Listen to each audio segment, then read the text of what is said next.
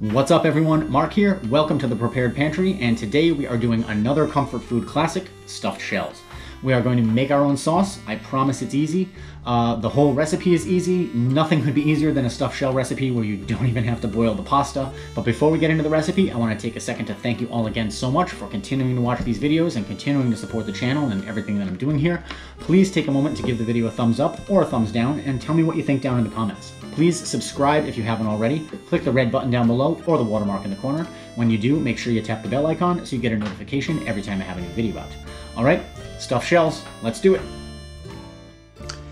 Okay, just to clarify here, we are making sauce from scratch, and I consider making a sauce with canned tomatoes from scratch. I know that a lot of people don't, but we are not blanching and peeling fresh tomatoes here today. So for our ingredients, for our sauce, we have one small onion chopped, half a teaspoon of salt, half a teaspoon of pepper, a quarter of a teaspoon of red pepper flakes, and 6 cloves of garlic minced. We've got one 28-ounce can of tomato purees. You can use whole tomatoes, crushed tomatoes, whatever you got. Puree just makes it a little easier. We don't have to cook it as much to break it down. And we're gonna need 2 cups of water. So for our filling, we are going to need, and the cheeses here are all measured by weight, 10 ounces of whole milk ricotta, 4 ounces of grated Fontina, and 2 ounces of grated Pecorino Romano. We're gonna need 2 eggs, 1 tablespoon of fresh chopped basil, 2 more cloves of minced garlic, 1 teaspoon of dried oregano, half a teaspoon of salt, and a tablespoon and a half of cornstarch. And that is going to help thicken the filling a little bit, help prevent it from being too loose, and also kind of help gel it together so that it stays as a cohesive mass inside of the shells. And of course we need our shells. Now this recipe should fill 25 shells. Out of your package, try to pick out 25 that are open. You want to stay away from ones that are kind of pinched closed. They're a little bit harder to fill. We're going to be filling with a pastry bag or a zip top bag with the corner cut off just to make it a little bit easier. If you want to kind of scoop it in there with a spoon or kind of shove it in there with your hands, that's fine too. We're just going to try and be a little bit more neat and even about it by using the pastry bag. Of course, we're also going to need a couple of tablespoons of olive oil, and since that is not just for cooking the onion, but also it's going to be a component in our sauce, you want to use the good olive oil for this. So I'm using my extra virgin Bovis Family olive oil. Shout out again to Bovis Family olive oil. All right, let's get this going over medium heat. And when the oil starts to shimmer, we can add our onion.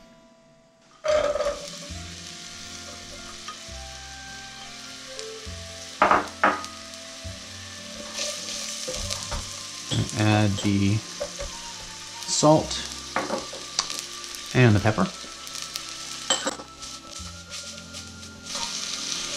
I don't think I mentioned this, it is optional, but 1 teaspoon of sugar for the sauce kind of helps cut some of the acidity. Not everyone is a fan of it. You can leave it out if you'd rather not. So we're just going to cook the onions down here until they're a little translucent and start to soften.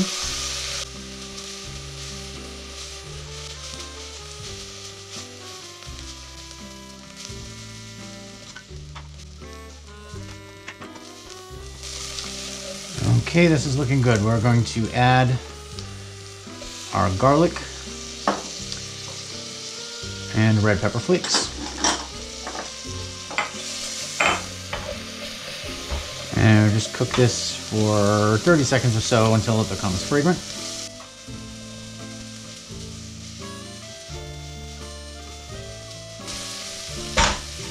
Okay, now in goes our can of tomatoes.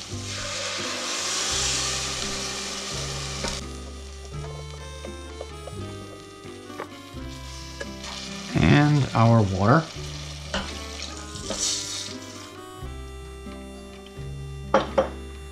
Crank the heat up here. We want to bring this up to a simmer or low boil.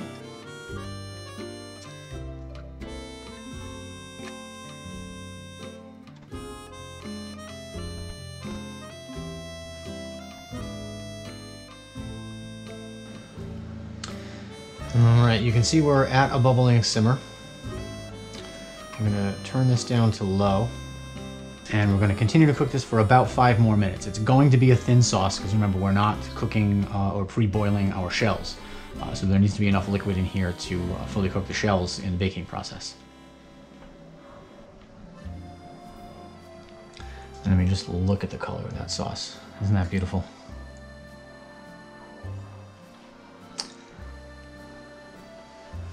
All right, so I'm gonna continue to let this cook for about 5 minutes. I'm gonna set it aside and come back and work on our filling. All right, we've got the oven preheating to 400 degrees and we're ready to get started on our filling. So I've already picked out, like I said, 25 that are open at the top. This is the sort that I'm talking about when I say don't use these. The ones that are more or less closed up. It's almost impossible to get that stuff because again, we're not cooking these. So you really kind of have to work with what you're given in the bag. Again, most quality shells you should have plenty without having many that are closed up like that. Okay, so we're going to add our cheeses to the bowl, really just mixing all of this together.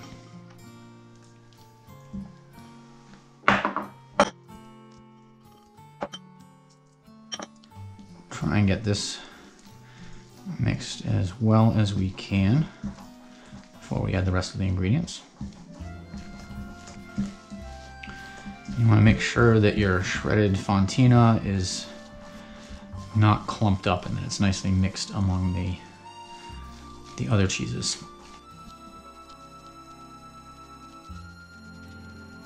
You can see that really comprises the bulk of our filling.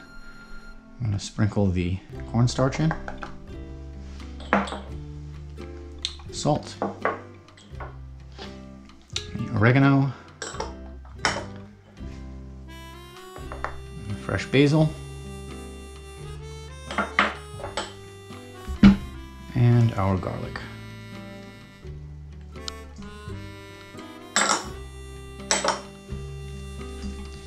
And again, I want to get this well combined.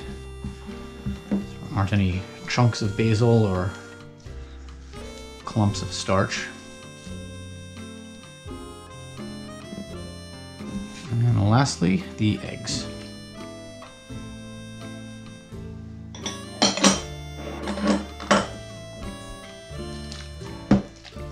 And again, we want to make sure that this is well combined.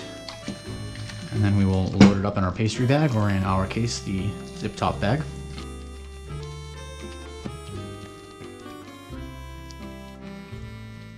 Okay, we are pretty well mixed. No more streaks of egg. Let's get this loaded up.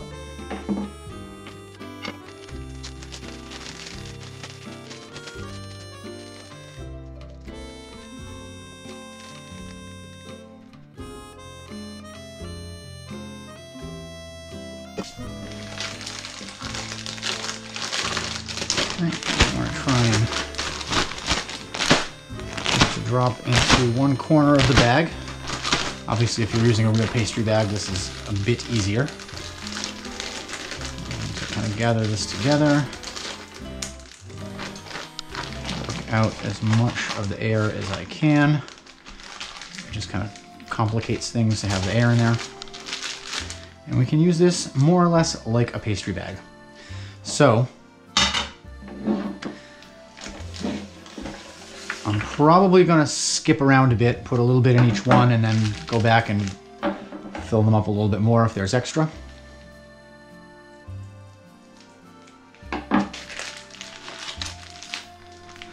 Always cut the hole small to begin with. You can always increase the size later. But you can see having a nice open top makes it easy to just kind of lay the filling in there. Be careful not to squeeze too hard, or you could burst the seams of the bag open.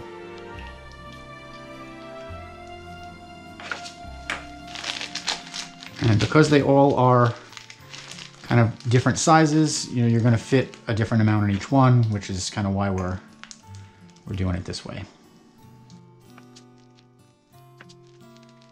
And as you go, kind of twisting the bag helps keep it nice and tight.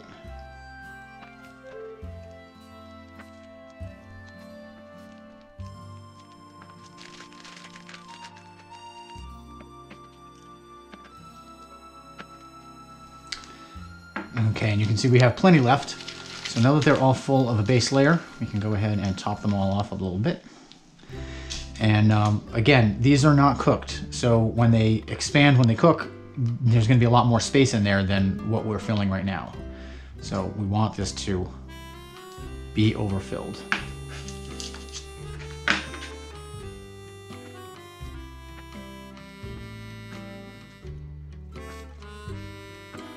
And you know, as you reach the end, just kind of pick out the ones that look like they could use a little bit more.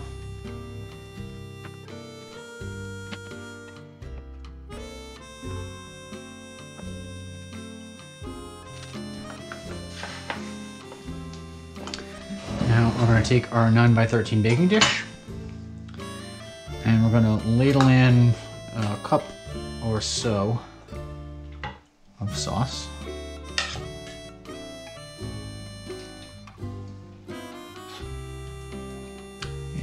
More.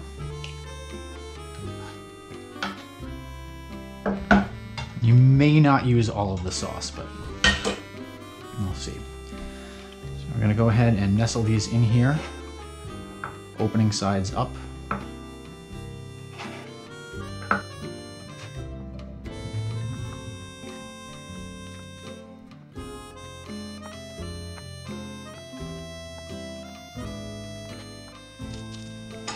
We're gonna ladle in more sauce. And we want these to kind of be up to their shoulders.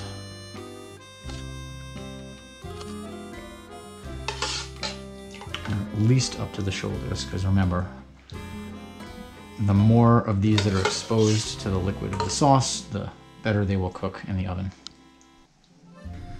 And yeah, I think we are going to use all of this.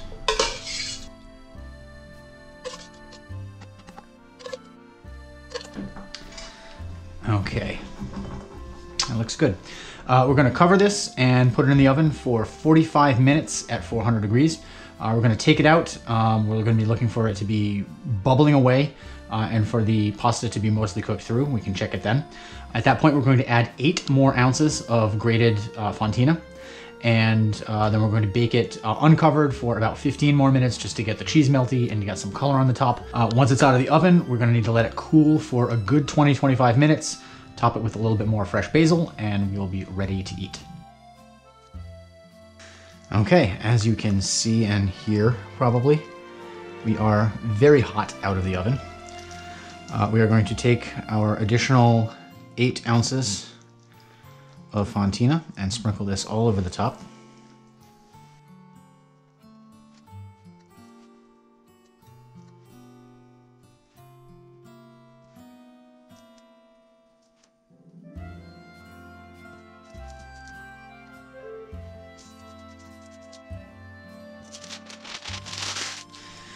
Okay, and again, this is going to go back into a 400-degree oven uncovered for 15 more minutes. We just want the cheese to melt and start to brown a little bit.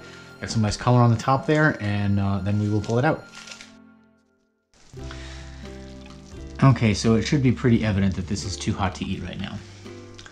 But after about 20 minutes, we will come back and give this a taste. Okay, these have been cooling for about 25 minutes. So I think we should be good to give them a taste.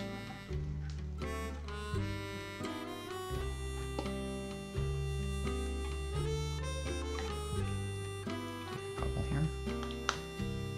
And you can see that the sauce did indeed thicken up. I want to see how these turned out in the cross section.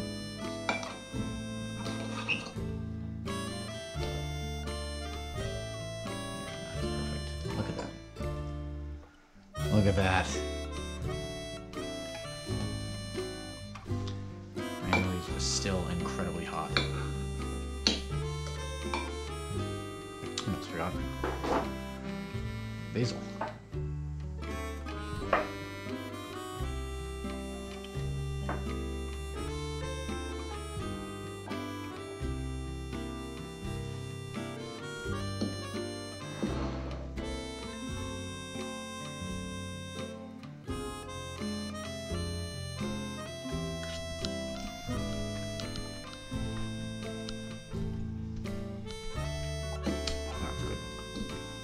good. It's been a very long time since I've had stuffed shells.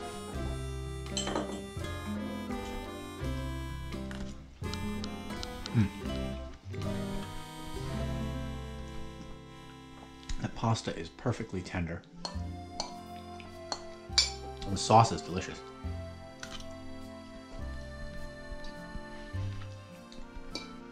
Soak that up with a little garlic bread.